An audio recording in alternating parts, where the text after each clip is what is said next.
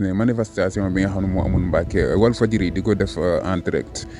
gars yi dañu coupé woon signalu Walfadjri dañ ko suspendre ba 7 jours lañ wax quoi une semaine Walfadjri du defati ay direct mu nekk loo xam nag dafa métti ma leen di wax nag comme ni ko ñu bëri defee ngeen dem ci surtout Walfadjri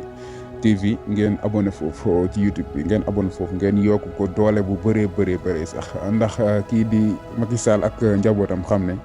dañoo jeexal quoi dañoo jeexal bu yeboo ñu pare si quoi dem jegam ñoom jaay doole rek moo leen dese instant bi nii jaay doole rek mais nañ leen xamal ne ñun ñoo ngi fi quoi duñ nangu ñu fiy neewal kenn koo xam ne faru ci ñoom doole duñ nangu mun nañ bañ loolu noonu gis nañ Ousmane Sonko sax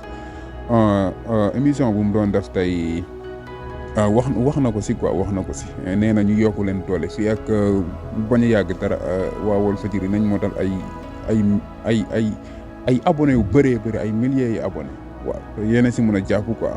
man moom bi ma dégg loolu noonu laa def direct Walfadjri ma dem abonné waaw ma leen di wax nag képp koo xam ne dal nga ci vidéo bi dama abonné ci Walfadjri ñu yokku leen doole bu baax a baax xam ne dañ leen di jaay doole nag du ñun nañ bañ loolu noonu quoi buñ ko seetaan ñu leen di jaay doole ci loo xam ne teguwul fenn ci nguur gi moom doole lay jaay quoi doole fii nguur gi jeexal na loolu la war a xam quoi jeexal na instant bii nii peuple bi mooy décider gis nga dëkk peuple bi ku mu àndal rek kooku mooy am ndam quoi ku mu àndal rek ñun moom ñoo ngi far ci ñi nga xam ne ñoom la ñuy neewal doole quoi waaw